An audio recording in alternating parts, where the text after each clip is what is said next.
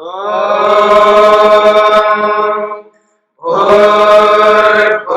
स्वः तत्सवितुर्वरेण्यं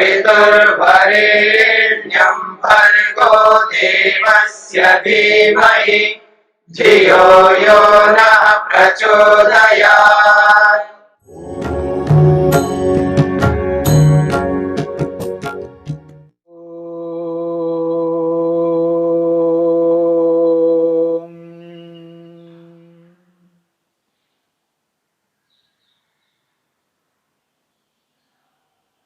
साधन पाद के 30वें सूत्र को लेकर के हमने विचार किया।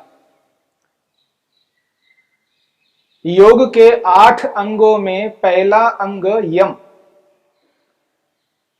इस यम के 5 विभागों को लेकर के विचार किया गया। अहिंसा, सत्य, अस्तेय, ब्रह्मचर्य और अपरिग्रह।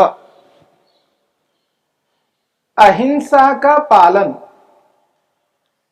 सत्य का पालन, अस्तेय चोरी न करने का पालन, ब्रह्मचर्य रजवीर की रक्षा करना और संग्रह न करना, अपरिग्रह का पालन। इन 5 विभागों का पालन यथावत प्रत्येक दिन, प्रत्येक परिस्थिति में, प्रत्येक विषय में निरंतर करना होता है। जो व्यक्ति अपने लक्ष्य को पूर्ण करना चाहता है, समस्त दुखों से छूटकर नित्य शाश्वत ईश्वरीय आनंद को पाना चाहता है, जिसका लक्ष्य केवल मात्र आत्मा परमात्मा है, उस उद्देश्य को पाने के लिए ही समस्त क्रियाओं को करता है, ऐसे व्यक्ति को अहिंसा का पालन पूर्ण रूप से करना है। सत्य का पालन, अस्तेय का पालन, ब्रह्मचर्य अपरिग्रह का पालन पूर्ण रूप से करना है। इसमें किसी भी प्रकार का कोई विकल्प ऑप्शन नहीं है।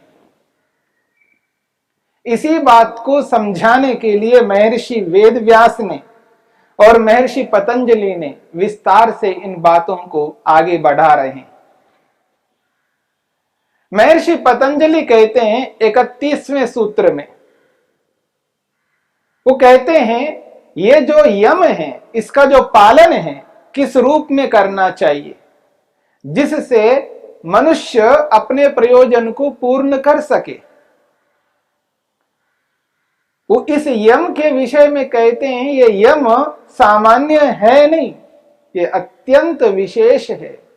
ये मनुष्य के लिए व्रत है, व्रत पालन करने योग्य व्रत है, अनिवार्य व्रत है, न तोड़ने योग्य है। इसलिए वो कहते हैं जाति देश काल समय अनवच्छिन्ना सार्वभौमा महाव्रतम। यह 31वां सूत्र है। महर्षि पतंजलि कहते हैं जाति देश काल समय अनवच्छिन्ना सार्वभौमा महाव्रतम। ये महाव्रतम है, सामान्य व्रत भी नहीं है, ये महान विशेष व्रत है। अहिंसा का पालन करना, सत्य का पालन करना, अस्तेय ब्रह्मचर्य अपरिग्रह का पालन मन से, वाणी से और शरीर के माध्यम से ये जो पालन करना है, ऐसा करना महान व्रत है, महाव्रत है। यहां व्रत का अभिप्राय यह नहीं है कि भूखा रहना है, प्यासा रहना है, यह व्रत नहीं है। यदि किसी मनुष्य को व्रत रखना है, वो भी ईश्वर के लिए रखना है। ईश्वर के लिए कोई व्यक्ति व्रत रखना चाहता है तो उस व्यक्ति को भूखा नहीं रहना है, प्यासा नहीं रहना है। भोजन ना करना ही ऐसा व्रत मान करके जब व्यक्ति ईश्वर के लिए करता है, ऐसा वो एक बार नहीं, 2 बार नहीं, जीवन भर करता रहे, हर साल करता रहे, प्रत्येक महीने में 1 दिन करता रहिए या हर सप्ताह में 1 दिन व्रत करता रहे, उसको वो फल कभी नहीं मिल सकता। और ऐसा करना ईश्वर के लिए उचित नहीं है।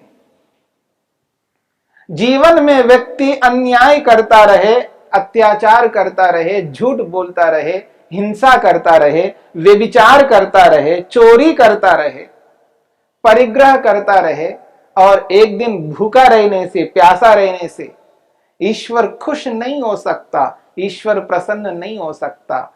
ईश्वर को प्रसन्न करना इतना सरल नहीं है।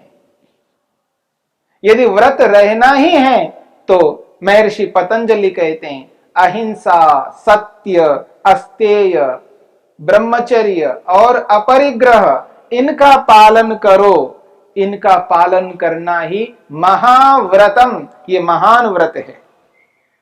और इनका पालन कैसे करना है? तो कह रहे हैं, जाति, देश, काल, समय अनवच्छिन्ना सार्वभौमा महाव्रतम।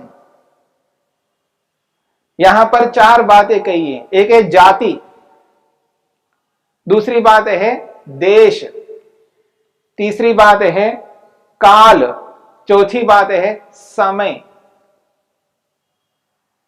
जाति से बंधा हुआ नहीं होना चाहिए, देश से बंधा हुआ नहीं होना चाहिए, काल से बंधा हुआ नहीं होना चाहिए, समय का अर्थ है नियम, नियम से बंधा हुआ नहीं होना चाहिए। इन 4 अवस्थाओं से ऊपर उठ करके व्यक्ति को अहिंसा, सत्य आदि इन 5 विभागों का पालन मन, वाणी और शरीर से पूर्ण रूप से करना है। इसलिए इसके लिए कहा सार्वभौमा महाव्रतम। सार्वभौम का अर्थ है सभी स्थानों में, सभी विषयों में करने योग्य व्रत है। सार्वभौम व्रत है। संपूर्ण भूमंडल पर कहीं पर भी जाओ, कहीं पर भी रहो, किसी भी स्थान पे रहो, किसी भी स्थिति में रहो, पर इनका पालन प्रत्येक स्थिति में करना है और पूर्ण रूप से करना है। अवसरवादी नहीं बनना है। यह है महाव्रतम।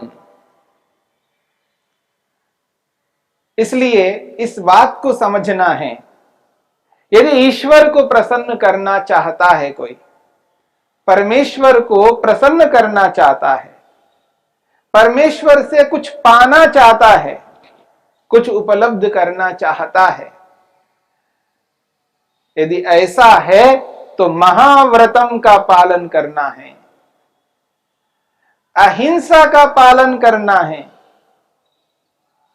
किसी भी प्रकार की कोई हिंसा नहीं करना, सत्य का पालन करना, झूठ नहीं बोलना,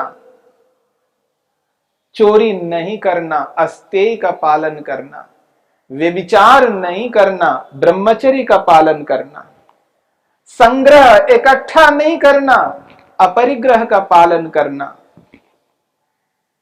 यह है व्रत। इसे व्रत कहते हैं। भूखे रहने को, प्यासे रहने को व्रत नहीं कहते हैं। हां, यदि शरीर में कोई रोग है, रोग को दूर करने के लिए रोगी को भूखा रहना चाहिए, यह उसके लिए व्रत हो सकता है।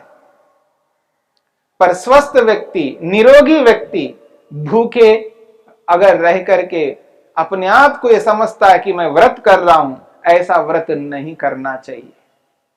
स्वस्थ व्यक्ति को, निरोगी व्यक्ति को इस प्रकार से भूखा नहीं रहना चाहिए। जिस परमपिता परमेश्वर ने इन समस्त पदार्थों के उपभोग करने के लिए हमें दिया है, संसार के समस्त भौतिक पदार्थ हमारे प्रयोग के लिए, मनुष्यों के प्रयोग के लिए है, प्राणियों के प्रयोग के लिए है। इन वस्तुओं को ईश्वर को हम अर्पित करें तो ईश्वर को नहीं चाहिए।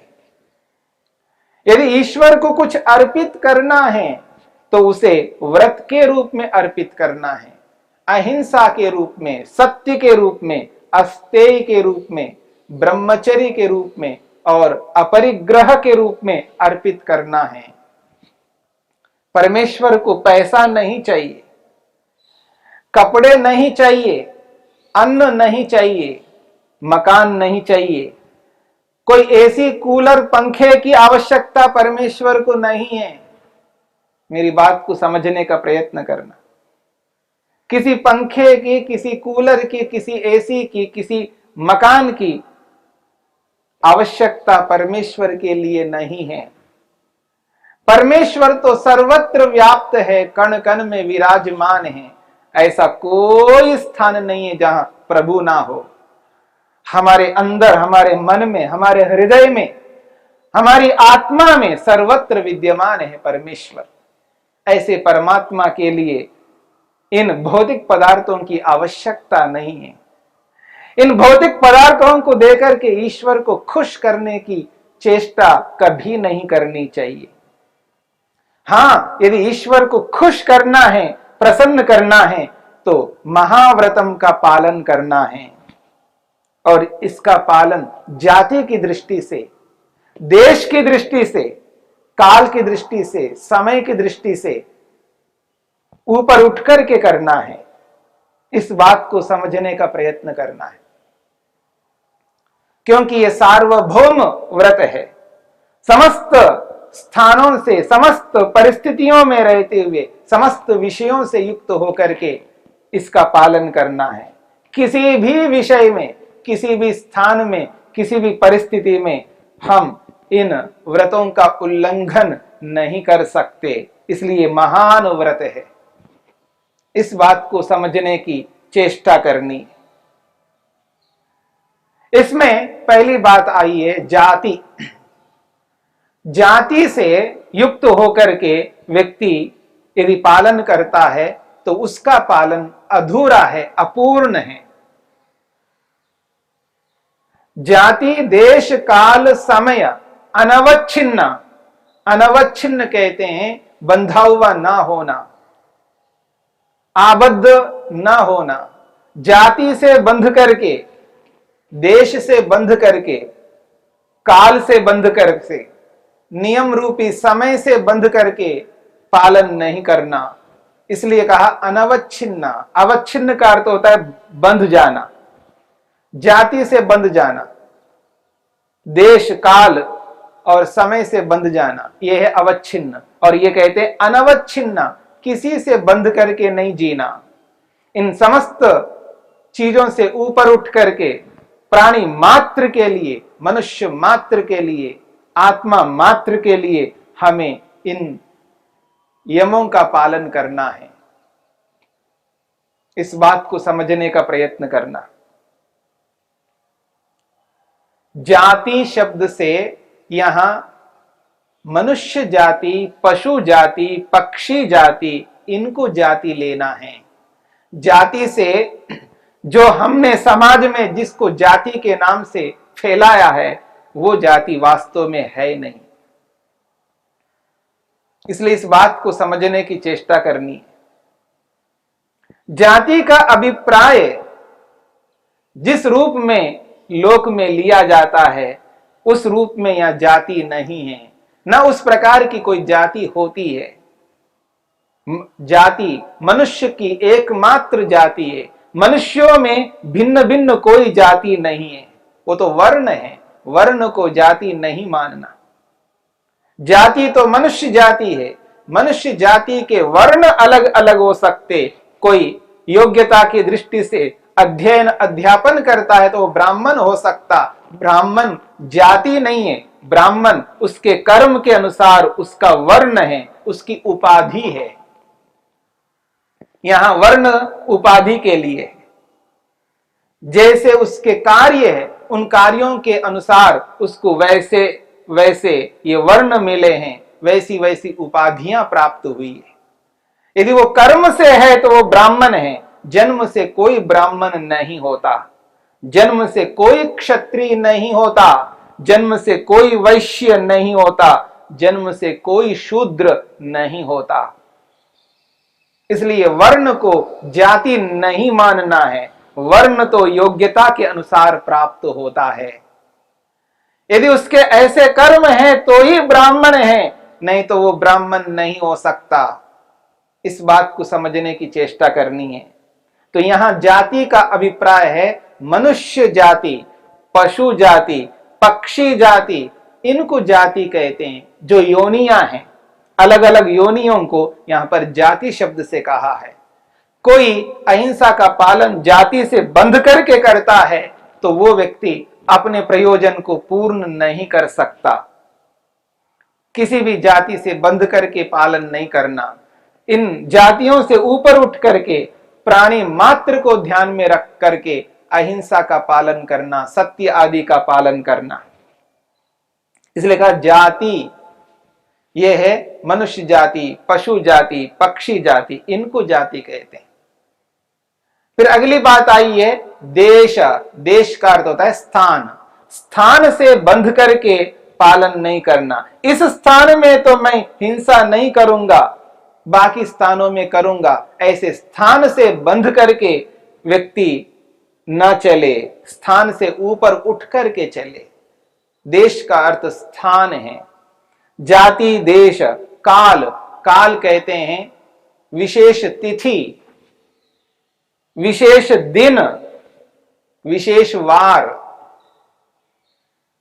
चाहे दिन को लीजिएगा, वार को लीजिएगा, महीने को लीजिएगा, ये काल शब्द से स्पष्ट किया है।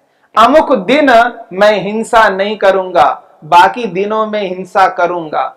अमुक वार में मैं हिंसा नहीं करूंगा, बाकी वारों में करूंगा। अमुक महीने में नहीं करूंगा, बाकी महीने में करूंगा। इस प्रकार काल को लेकर के, काल से बंध करके किसी भी प्रकार का नियम पालन नहीं करना। काल से ऊपर उठ करके सर्वकाल में प्रयोग करना है।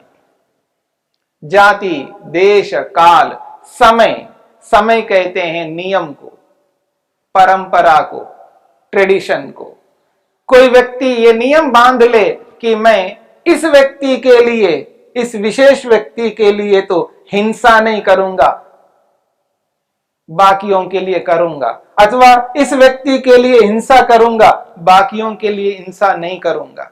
इस व्यक्ति के लिए तो मैं झूठ बोलूंगा, बाकियों के लिए नहीं बोलूंगा। इस प्रकार ऐसे बंद करके, किसी नियम में बंद करके नहीं चलना, सबके साथ एक जैसा व्यवहार करना। यह है जाति, देश, काल, समय। इन चारों से बंध करके पालन नहीं करना, इन चारों से ऊपर उठ करके पालन करना है। यही महाव्रतम का अभिप्राय है।